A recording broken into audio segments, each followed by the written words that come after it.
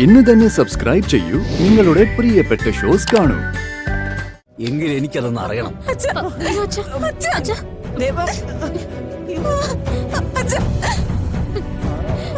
കൃഷ്ണ ഭഗവാനെ തൊട്ടത് ഈ സത്യം പറ. ചെയ്തത് ഞാന്. അവസാനം സത്യം ജയിച്ചല്ലോ. അത് തെറ്റാണ്. ജയിച്ചത് രാധികയാണ്. ഇത്രയും വലിയ അപകടം സംഭവിച്ചിട്ടും വേണ്ടപ്പെട്ടവരെ രക്ഷിക്കാൻ കാണിക്കുന്ന ഈ കുട്ടിയുടെ മനസ്സുണ്ടല്ലോ, അത് മുത്തശ്ശി പേരുകുട്ടിക്ക് പറഞ്ഞു കൊടുക്കണം.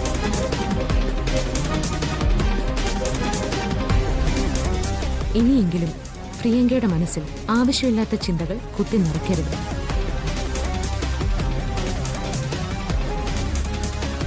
അതെന്താ ചെയ്യേണ്ടതെന്ന് വെച്ചാ ഞാൻ ചെയ്തോളാം. നിങ്ങളുടെ ഉപദേശമൊന്നും എനിക്ക് വേണ്ട.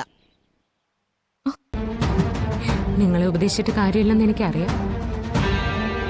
പക്ഷെ ഒരു കാര്യം നിങ്ങൾ രണ്ടുപേരോട് ഞാൻ വ്യക്തമായിട്ട് പറയുകയാണ്.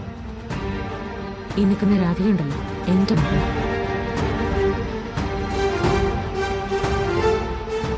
രാധികയ്ക്ക് വേണ്ടി ഞാൻ എന്തും ചെയ്യും.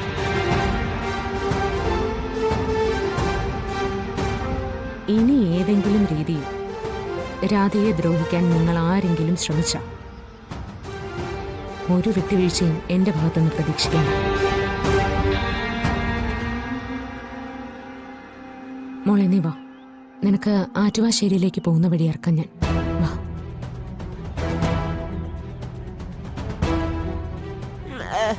പിന്നെ ഒരു അഡ്വക്കേറ്റിനെ കോടതിയിൽ കൊണ്ടുവന്നു എന്ന് കരുതി ഇനി മുതൽ നമ്മളെല്ലാവരും അവളുടെ അടിമയാവാൻ പോവല്ലേ? നീ വാവച്ചേ. അയ്യേ വന്നിരിക്കുന്നു.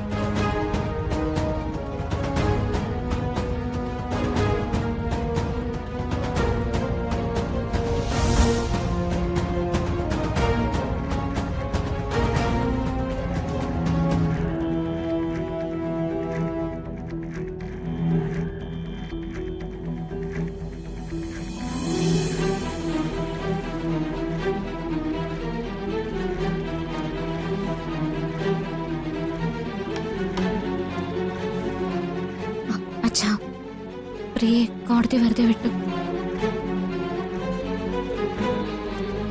നീ ചെന്ന് അവൾക്ക് അനുകൂലമായി മൊഴി പറഞ്ഞു അല്ലേ? അച്ഛാ, തെറ്റ് ചെയ്തവൾ ശിക്ഷ അനുഭവിക്കണം എന്ന എന്റെ തീരുമാനം ഞാൻ നിന്നോട് പറഞ്ഞിരുന്നതല്ലേ? എന്നിട്ട് എന്തിനാ അത് മറികടന്നത്?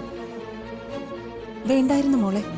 ഇത്രയും വലിയൊരു തെറ്റ് ചെയ്തിട്ട് അവളെ ശിക്ഷയിൽ നിന്ന് ഒഴിവാക്കാൻ പാടില്ലായിരുന്നു. അച്ഛനോടും അമ്മയോടും എനിക്കൊരു കടപ്പാടില്ലേ? പ്രിയങ്ക ശിക്ഷിക്കപ്പെട്ടോട്ടെ എന്ന് രണ്ടുപേരും ഉറക്കെ പറഞ്ഞാലും അകത്തെന്താ പറയുന്നെന്ന് എനിക്ക് അറിഞ്ഞൂടെ? കരയുകയല്ലേ രണ്ടുപേരും? അത് മനസ്സിലാക്കിയില്ലെങ്കിൽ പിന്നെ അച്ഛനും അമ്മയും വളർത്തിയതെന്ന് പറഞ്ഞ് ഞാനിങ്ങനെ നടക്കുന്ന എന്തിനാ? അച്ഛാ, ഞാൻ എപ്പോഴും പറയാറില്ലേ, എന്റെ അച്ഛൻ ദാനം തന്ന ഈ ജന്മത്തിന് എന്റെ ജീവൻ കൊണ്ടുപോലും ഞാൻ കടം വീട്ടാൻ തയ്യാറാന്ന്. അവളെ ശിക്ഷിക്കപ്പെട്ട, അവള് ജയിലിൽ കിടന്ന ഒരു ദിവസമെങ്കിലും അച്ഛൻ ഉറങ്ങൂ? ഒരു ദിവസമെങ്കിലും മനസ്സമാധാനത്തോടെ ഭക്ഷണം കഴിക്കൂ? അത് പറ്റൂ അച്ഛന്?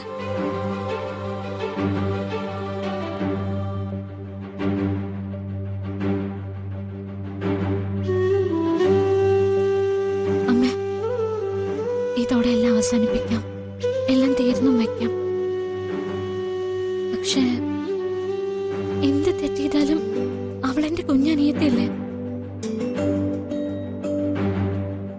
അവളെയും ചേർത്ത് പിടിച്ചല്ലേ അമ്മേ ഞാൻ ഇത്രയും കാലം ഉറങ്ങിയത്? എനിക്കങ്ങനെ അവളെ വേണ്ടെന്ന് വെക്കാൻ പറ്റൂ?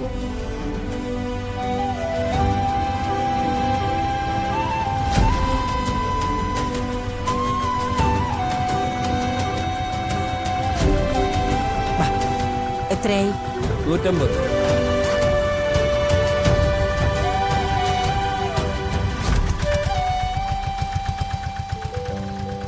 നീ വാ.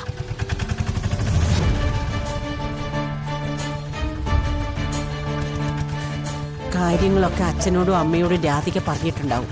ദേവൻ ബഹളം വെക്കും. നീ കാണിക്കുന്ന സങ്കടം എത്രയാണോ അത്രയ്ക്ക് വേഗതയിൽ ആ ദേഷ്യം മാറുകയും ചെയ്യും. മനസ്സിലായോ?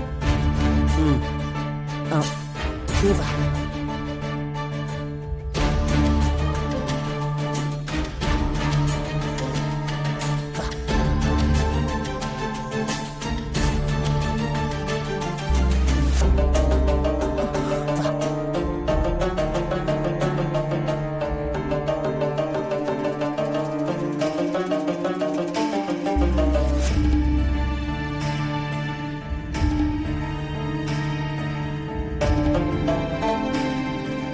അച്ഛാ, അച്ഛാ, പോലീസുകാർക്ക് അന്വേഷണത്തില് തെറ്റുപറ്റിയതാ. കോടതിയിലെ വക്കീലിന്റെ ചോദ്യങ്ങൾക്ക് അവർക്ക് ഉത്തരം പറയാൻ പറ്റിയില്ല. ഇത്രയും വലിയൊരു സംഭവം നടക്കുമ്പോ അവരൊരു നടപടി എടുത്തോന്ന് ആളുകളെ ബോധിപ്പിക്കാൻ വേണ്ടി ചെയ്തതാ. അല്ലാതെ ഞാൻ തെറ്റൊന്നും ചെയ്തിട്ടില്ല. അമ്മേ, എന്നോട് മിണ്ടരുത്. എന്തിനാ നീ ഇങ്ങോട്ട് വന്നേ? കുറ്റവാളികളെ സംരക്ഷിക്കുന്ന സ്ഥലമാണ് ദേവനാരായണൻ തിരുമേനിയുടെ വീടെന്ന് കരുതിയോ?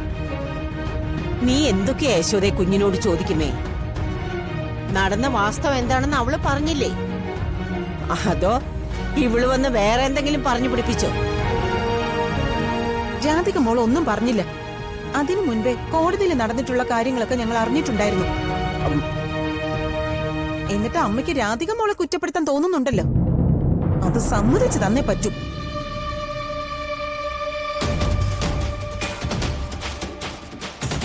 അച്ഛാ, അച്ഛൻ എന്നോട് മിണ്ടില്ലേ? ഒരു തെറ്റും ചെയ്തിട്ടില്ല എന്ന് ബോധ്യപ്പെട്ട് കോടതി വെറുതെ വിട്ടൊരു മോളോട് അച്ഛൻ എന്താ ക്ഷമിക്കാൻ പറ്റാത്ത? അതോ ഈ സംഭവത്തോടെ എന്നെ ഒഴിവാക്കണമെന്ന് അച്ഛൻ ആരെങ്കിലും ഉപദേശിച്ചോ? അയ്യോ, അയ്യോ, നീ പറഞ്ഞതൊക്കെ സത്യമാണല്ലോ. കോടതി പറഞ്ഞ പോലെ നീ നിരപരാധിയാണല്ലോ. എങ്കിൽ എനിക്കതൊന്ന് അറിയണം. അച്ഛാ, അയ്യോ, അച്ഛാ, അച്ഛാ, അച്ഛാ.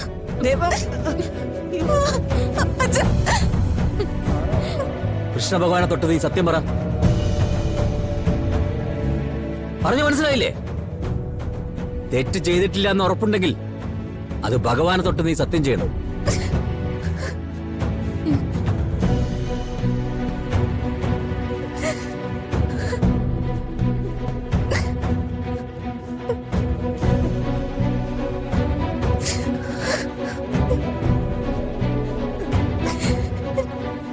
ചെയ്തത് ഞാന്.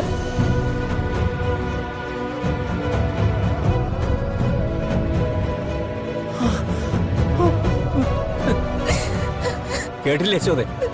അമ്മ കേട്ടില്ലേ?